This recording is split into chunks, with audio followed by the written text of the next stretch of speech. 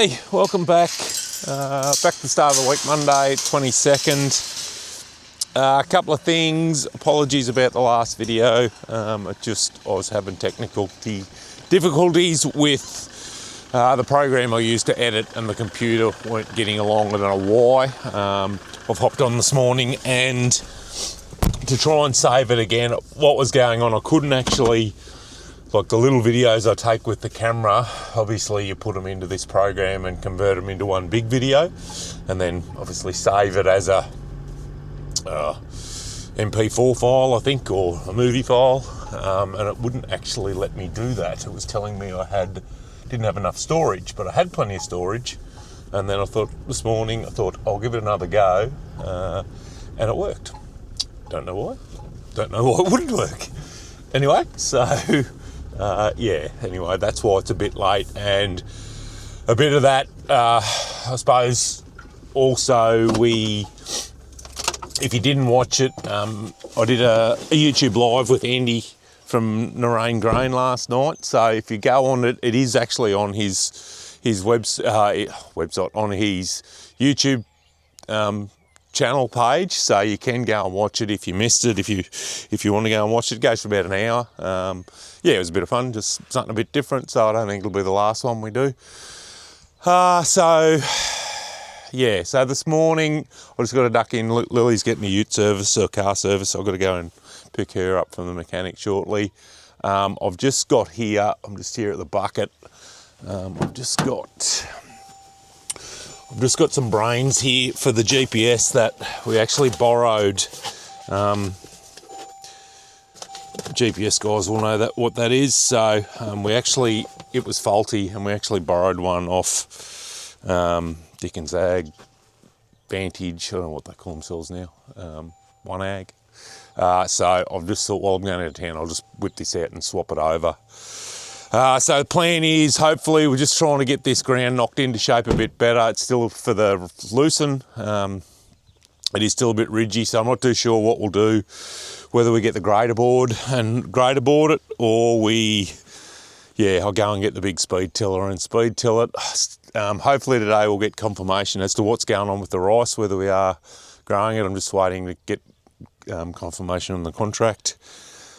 Tony will be here at some stage. So the sort of lucerne, we probably won't get it sown this week, but I've mentioned in the past, if we can get the prep done, and then we'll get the chemical down and harrow the chemical, and we'll sow it next week. So what I'm actually looking at doing, I'm looking at dry hiring. There's a company in Shepparton that have a 6 metre disc seeder on 6-inch spacings. So I've actually inquired about hiring it, not so much for the lucerne, but to sow the rice. So, and I'll touch on that a little bit later on if we go down that track. But just thought for the lucerne it would actually be better as well, because we want that bulk stand that we're trying to get high production out of. So. And it's probably works a bit better with them. Sort of the spreading works okay. It's just a bit of extra work in it. So I think for about $55 a hectare, we can hire this seeder. So I didn't think that was too bad actually. So we'll look at doing that.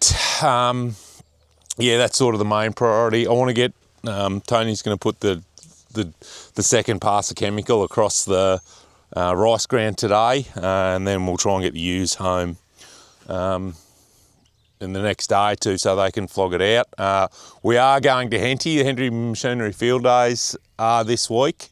So our plan is to go Thursday. I don't know whether I'll have the camera there, but I will be there. So if you see me, come and say g'day. I haven't got any hats yet. I was hoping I might have had the hats, and we could have given you a free hat if you had seen me. But anyway, no, by all means, come say g'day, introduce yourself. I'll have Sarah and the kids will be with me. So we probably, they're sort of not on the channel. So I probably won't have the camera with me. But anyway, we'll see what happens. But I'll get this swapped over, get to town, grab Lillie, and then we'll try and work out which direction we get in then. So it's turned into a pretty feral day. I've just come down to see how Lillie's getting on. Grader boarding, where we're going to sow the lucerne. Just teaching her. She just I did a bay with her when she started. It's a bit after lunch now. Yeah, so just probably wasn't carrying quite enough dirt in the board. It's, you know, it's sort of drying out pretty well now that you can nearly dry. The dirt needs to be pretty dry for it to work well. Otherwise it just drags, and the dirt doesn't, a bit like the laser bucket, the dirt doesn't flow out when you come across a hole. So yeah, so she's just getting the hang of it, but that's all right. This end of the check bank's like pretty much flat. Do you mind if I go over that, or do I leave a lump? No, leave it flat at the bottom, yeah. Right. So what you might have to do is just here, like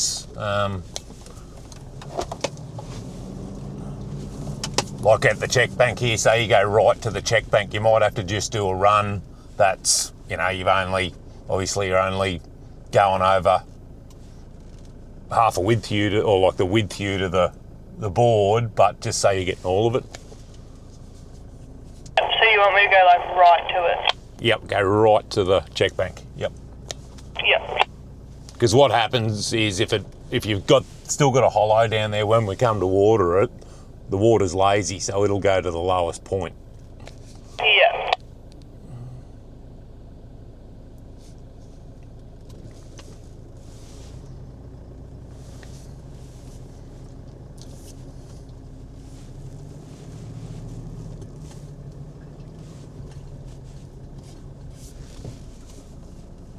Yeah, like some of these where you've zigzagged, like you probably I should have come back down, but it's not a drama, but yeah, you probably should have just kept zigzagging till you filled these little triangles in. It wouldn't have mattered if you went over, you know, the same spot 3 or 4 times, but it's right, you'll get it. Yeah.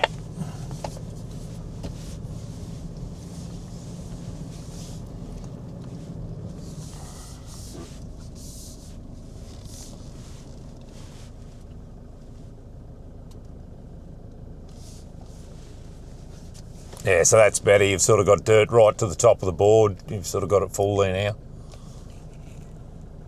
That close enough to the check bank? I can't see for the dust.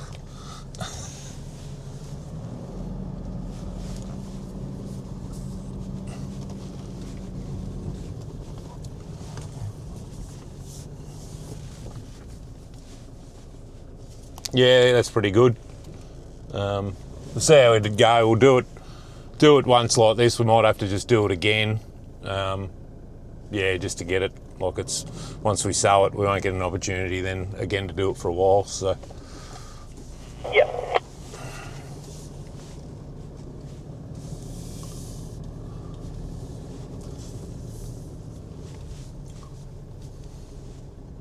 She's getting the hang of it, but yeah, wind's up. It's just a pretty crappy sort of a day to be out in it.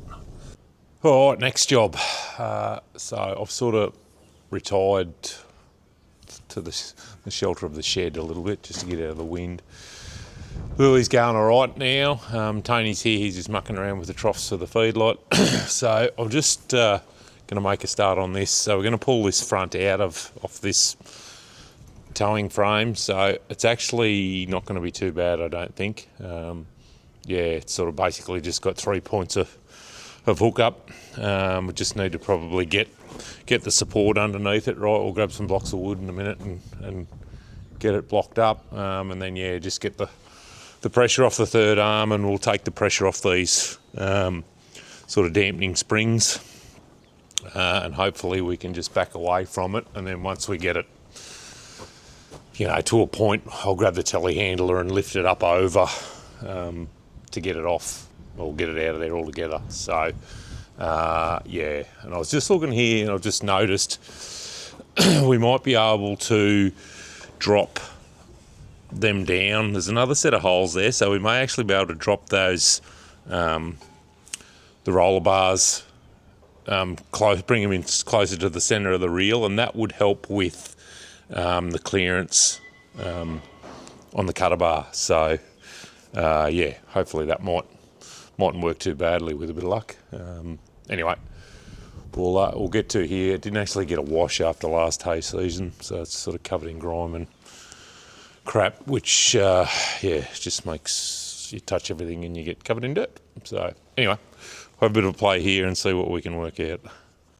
I think we're ready to unhook. So I've just got a little fitting up there that's dripping a bit of oil, so we'll get to that in a minute, but we should just be able to back away. So I might set you up here and we'll see how we go. I'm only going to be able to go back, a couple of metres before I'll have to lift the pull up and over it, but we'll, that'll be enough to separate it anyhow.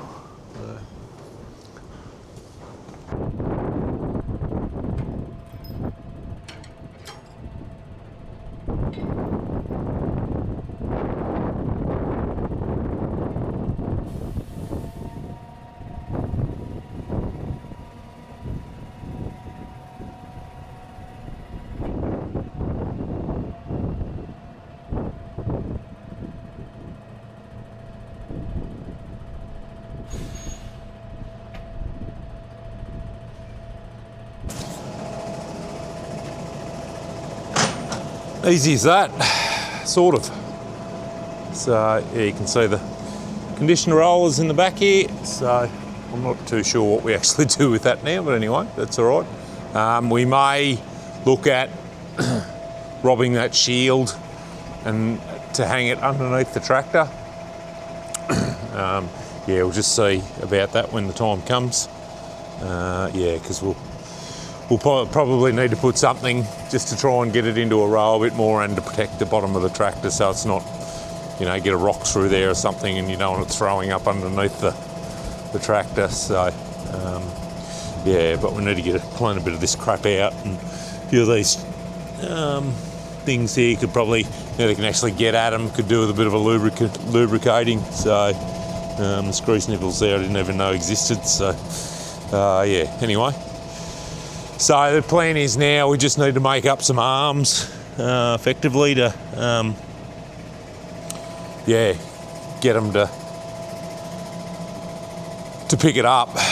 We were going to, we did price up the proper arms for it, and they're about $5,000 for the set, whereas we could buy a set of arms to pick a draper front up for about $1,500, I think they were. So I'm actually going to put a new set on the tractor for the draper front, and then I'm going to modify the old set. I'll just cut them, and we actually need to be wider than the pickup point for the draper front. So it shouldn't be too bad. We should be able to manage it, I would have thought. But effectively all we need to do is make those arms. The top link will hook up all right, and obviously the shield, and then we just need to get some hydraulic fittings for the hoses. They should pretty well plug straight into the tractor.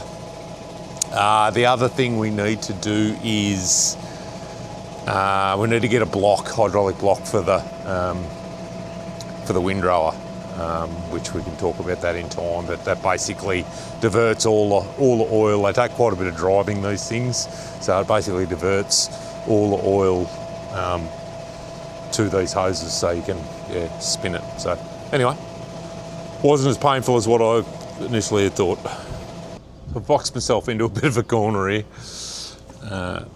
So in my endeavour to get out of the wind, so I'll be able to lift it up over here a bit, but I need to be able to get it out there. So I don't know what I'll do, whether I take it off the jack stand and we just drag it out, or we might be able to lift it,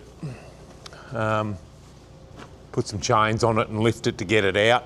If I had it out in the open, I could come around the side of it and get it out, but I don't. So anyway, these things happen, but it's a funny sort of a day. You start and do stuff, you get warm and you take your jacket off, and then you stop and you get cold. It's wind's blowing off an iceberg somewhere.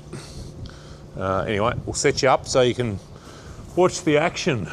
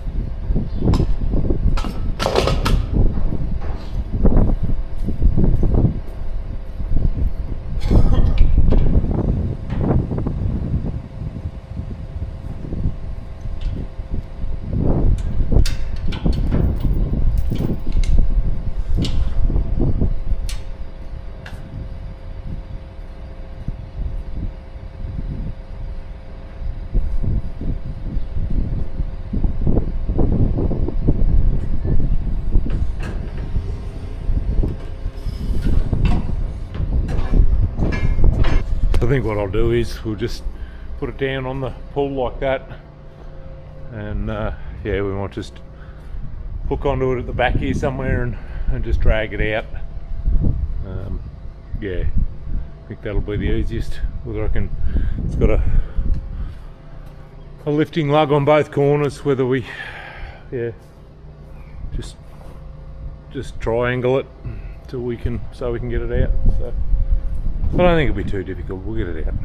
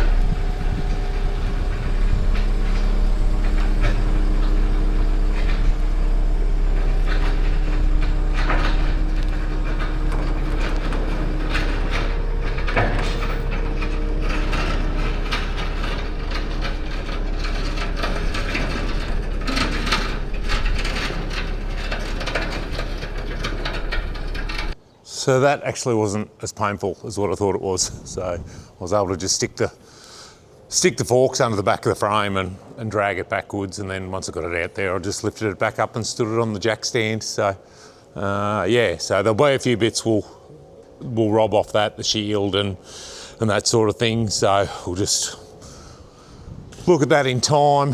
So at least now we can get and have a crack at modifying the arms to pick this thing up. So yeah, it should hopefully be pretty smooth sailing with a bit of luck. Yeah, and again, we're not going to have time to muck around with the reel at this point in time, but what I think we can do is bring those, drop those roller bars down, which will give us a bit more clearance in here. When you look at it there, you know, it looks like there's heaps there, but yeah, anyway. So yeah, there's no reason why it shouldn't work all right. I suppose, and I haven't probably, I don't know whether I've touched on it or not. I'll just come back this way out of the wind a bit. The main, why we're doing it, I suppose, two main reasons. One, there's times when we need to cut hay and we're a tractor short, like we've got a tractor tied up on other things, and it's, yeah, it's just the logistics of getting a tractor to go on it. And two, the windrower, like the M150, the Macdon, what we call the tractor, I just call it the windrower, but it only gets used about 3 weeks a year. So, you know, if it does 150 to 200 hours, if we have a big windrowing season, I think we might have done close to 300 hours last year, but generally it's only doing around that 150 to 200 hours a year if we just get a normal windrowing year. So we just thought we might as well utilise it. Like once canola windrowing is finished, we might do a bit of straw, but we don't usually.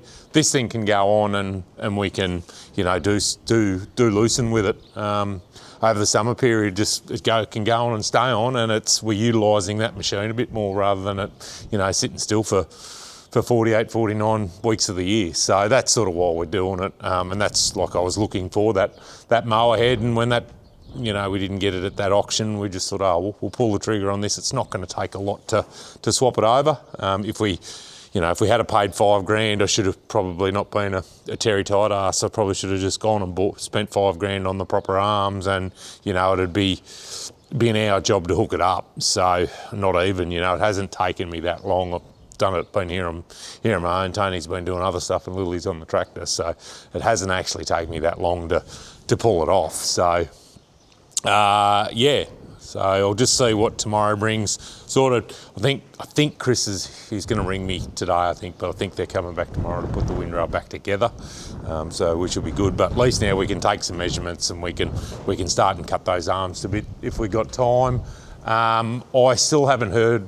It's 4:30. I still haven't heard what's going on with this bloody rice job. It's sort of frustrating me a little bit. Wish they'd just get on and let us know. Lily's, she's going pretty well on the tractor now, so she won't, I don't think she'll quite finish that block tonight, but yeah, there won't be a lot left in the morning anyway. I might spray early in the morning, just I think it's going to be windy again tomorrow, not as windy, but I think the wind still will be up, so we'll just see what happens tomorrow. We've got to do this second spray on the where we're going to sow the rice, and then we could actually put a bit of pre-emergent chemical down where we're going to sow the corn, sow the lucerne, sorry. So I might even do that. Well, if Tony's here by then, he might do that, and then I'll jump on the baby fent with the harrows and just cover that chemical up, and then we can let it sit just for that sort of till next week anyway. What I'm actually going to do, and I don't know whether I mentioned, we're actually going to hire a disc seeder, just on a 6-inch row spacing. Yeah, there's a company, I think I did mention it, so yeah, I need to organise that, and just for that better stand in lucerne, and then yeah, the better population in the rice too. So yeah, sure, I mentioned that now. A lot happens in a day from when you start at 7:30 to, and it's now 4:30, and you can't remember what happened at the start of the day. So anyway, yeah, so that's about it for this one. So again, we'll be at Henty on Thursday, all going to plan. Sing out and say good day if you see us. Yeah, but hopefully we might get another video out between now and then anyway, so it's a little bit happening. So, okay, thanks a lot. Hope you enjoyed it. We'll see you in the next one. Bye-bye.